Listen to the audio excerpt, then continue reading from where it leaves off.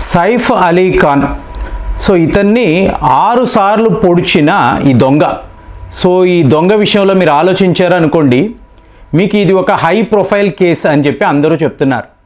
కానీ నా వరకు చెప్పమంటారా, అసలు ఈ వీడియో చేసే ఉద్దేశము సైఫ్ అలీ ఖాన్కి ఏమైంది అనేది కాదండి. ముంబై పోలీసుల యొక్క తీరు ఇండియాలో నంబర్ వన్ కేటగిరీలో ఉండే మీకు పోలీస్ డిపార్ట్మెంట్ అంటే ముంబై గురించి మాట్లాడుకుంటారు. ఎందుకు అంటే ప్రపంచంలో అత్యంత ప్రమాదకరమైన మాఫియా గ్యాంగ్స్, సో వీళ్ళందరూ ముంబైలోనే ఉంటారు కదా.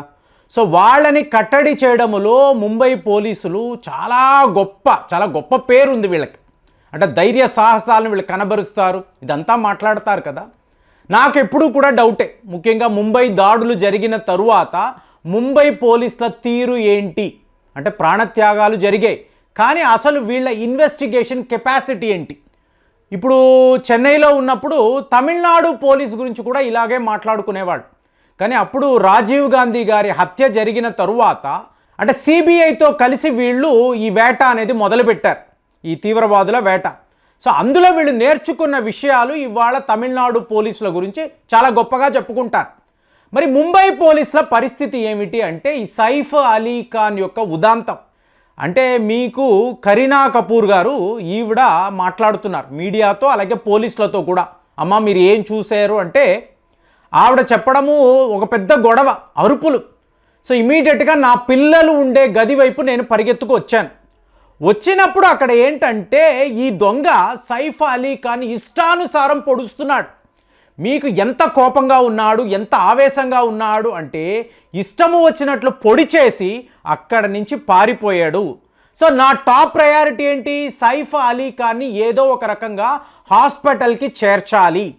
మరి అర్ధరాత్రి కదా, డ్రైవర్లు ఎవరూ లేరు కాబట్టి బయట దొరికే ఒక ఆటోను తీసుకొని ఇతన్ని లీలావతి హాస్పిటల్లో నేను చేర్చగలిగాను అని చెప్పి మీకు కరీనా కపూర్ గారు చెప్పారు. చూడండి, ఎంత డబ్బున్నా కూడా అక్కడ మ్యాన్ పవర్ లేనప్పుడు, మీకు కార్ డ్రైవర్ లేనప్పుడు మీరు కూడా సాదాసీదాగా కామన్ మ్యాన్ లాగా ఆటోలో ప్రయాణించాల్సిన పరిస్థితి.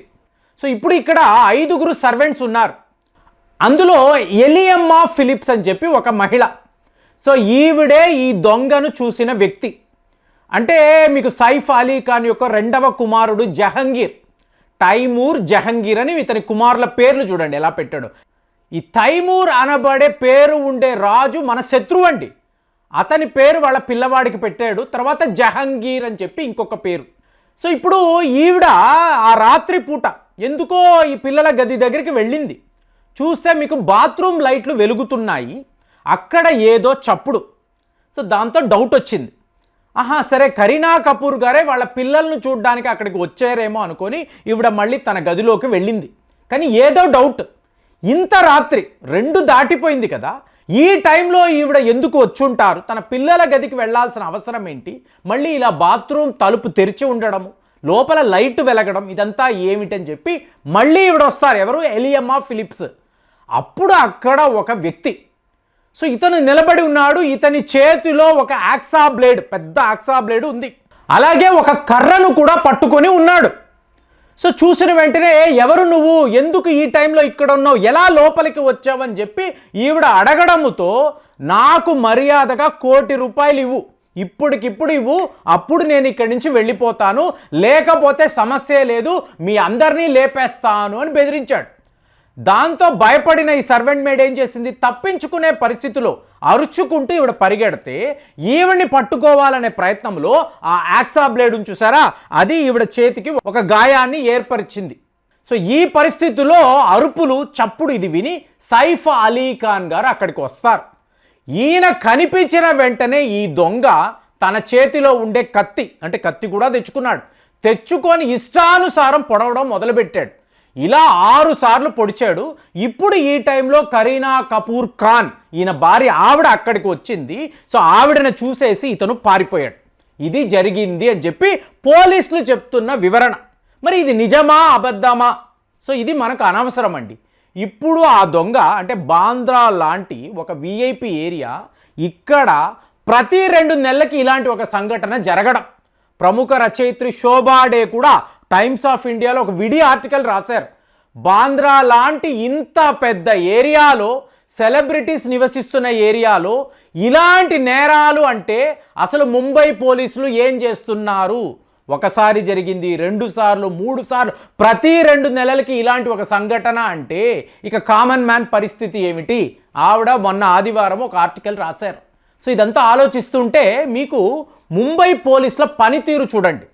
ఇమీడియట్గా మీకు ఒక హై ప్రొఫైల్ కేసు కదా, 50 టీంలను ఏర్పాటు చేశాము, మీడియాకు చెప్పేశారు.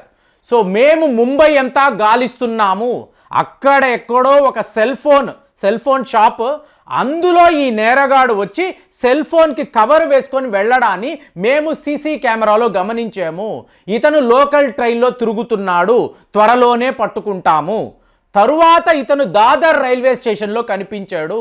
ఫైనల్గా ఒక రైలు మార్గము గుండా ఇంకొక రాష్ట్రానికి వెళుతున్నప్పుడు మేము ఇతన్ని పట్టుకున్నాము. ఇలాగ ఈ కేసును సాల్వ్ చేశాము. ఇంత మాట్లాడారు. మాట్లాడిన తరువాత ఇంకొక టీం ఏం చెప్తుంది? ఒక కార్పెంటర్, ఇతనే ఈ నేరము చేశాడు, ఇతన్ని పట్టుకున్నాము అని అన్నారు. ఫైనల్గా ఏం చెప్పారు? ఈ కార్పెంటర్ అనేవాడు ఈ నేరము చేయలేదు, మేము పట్టుకున్న ఈ వ్యక్తి కూడా నిర్దోషి, అతను ఏదో ఊరు ప్రయాణంలో వెళుతుంటే మేము పట్టుకున్నాము, మళ్ళీ వీళ్ళే. ఎందుకంటే మీకు ఆ ఫోటో ఉంది చూసారా, మీకు మీడియా దగ్గరికి వచ్చేసింది. ఇప్పుడు మీడియా విడిచిపెట్టదు, మీడియా నుంచి మీరు తప్పించుకోలేరు. కాబట్టి ఎన్ని అబద్ధాలు చెప్పినా కూడా ఇక్కడ ఏంటి, అబద్ధము చెప్పాలి, ఎందుకంటే నేరగాడిని పట్టుకోలేకపోయారు, కానీ మీడియాను నమ్మించాలి. కాబట్టి ఇప్పుడు నేను చెప్పిన స్టోరీ అంతా కూడా కరీనా కపూర్ చెప్పారు, అలాగే మీకు ఎలియమ్మా ఫిలిప్స్ చెప్పారు, మీకు పలానా కార్పెంటర్ చెప్పాడు. ఇదంతా పోలీసులు మీడియా వద్ద చెప్తున్న మాటలు. ఫైనల్గా చూడండి వీళ్ళు ఎలాగ ఒక ప్లాన్ చేశారు అంటే, ఇతను ఒక బంగ్లాదేశీ వ్యక్తి. ఎలా తెలుసుకున్నాము అంటే చుట్టుపక్కల ఎన్నో కన్స్ట్రక్షన్ వర్క్స్ జరుగుతాయి కదా, సో ఈ లేబర్ వాళ్ళు ఉంటారు కదా, ఈ లేబర్ వాళ్ళే ఈ నేరాన్ని చేసి ఉండొచ్చు, ఈ క్రైమ్ ఖచ్చితంగా వీళ్ళే చేసి ఉంటారని మేము ఒక అంచనాకు వచ్చాము. అలాగా ఈ లేబర్ని ఎంగేజ్ చేసే ఏజెంట్, ఇతన్ని పట్టుకున్నాము, చూపించాము. అయ్యో అవునండి ఇతన్ని మేము చూసాము, ఇతను మా వద్దే పని చేస్తూ ఉంటాడని వాళ్ళు చెప్పారు. చెప్పడంతో మేము ఒక 35 కిలోమీటర్ల దూరం ప్రయాణించి ఈ వ్యక్తిని పట్టుకున్నాము. ముందు ఇతను బంగ్లాదేశ్ వాడు, 6 నెలల క్రితం ఇల్లీగల్గా భారత్లోకి వచ్చాడు. గత 4 నెలల నుంచి ఇతను ముంబైలో నివసిస్తున్నాడు. సో ఇతను ఎలాగ సైఫ్ అలీ ఖాన్ ఇంటికి వెళ్ళాడు అంటే, మీకు 12వ ఫ్లోర్లో ఇల్లు కదా, వెనక ఉండే పైపు ఎక్కి వెళ్ళి బాత్రూంలోకి దూకి తలుపు తెరిచి ఇతను వాళ్ళ ఇంట్లోకి ఎంట్రీ అనేది సంపాదించాడు. తరువాత జరిగిందంతా మీకు తెలుసు. మీకు కరీనా కపూర్ ఖాన్ గారు రావడము, ఆవిడను చూసి ఇతను పారిపోవడం అనేది జరిగింది. ఇవాళ ఇతను కోర్టుకు వెళ్ళాడు. కోర్టులో 5 days రిమాండ్ అని చెప్పారంటే కస్టడీలోకి తీసుకున్నారు. ఇప్పుడు కస్టడీలో ఏ రకంగా వీళ్ళు ఈ విచారణ చేస్తారో మన అందరికీ తెలుసు. ఇలా చేసి ఇతని చేత ఒప్పిస్తారా, లేదా అసలు సిసలైన నేరగాడు ఇతనేనా? మరి దొంగతనమే చెయ్యకుండా ఎందుకు పారిపోయాడు? సైఫ్ అలీ ఖాన్ని బెదిరించి ఎంతో కొంత బంగారమో డబ్బో తీసుకొని వెళ్ళిపోయి ఉండొచ్చు కదా. అలాంటిది ఏమీ కూడా చెయ్యలేదు, అలాంటి ప్రయత్నాలే జరగలేదు. మరి ఇతనికి సైఫ్ అలీ ఖాన్ మీద ఉన్న కోపం ఏమిటి? ఇది ఏమైనా ఇంటర్నేషనల్ గ్యాంగ్ వాళ్ళు పనిగట్టుకొని ఇతనికి సుపారీ డబ్బులు ఇచ్చి వెళ్ళి సైఫ్ అలీ ఖాన్ని లేపేసేని వాళ్ళు చెప్పారా?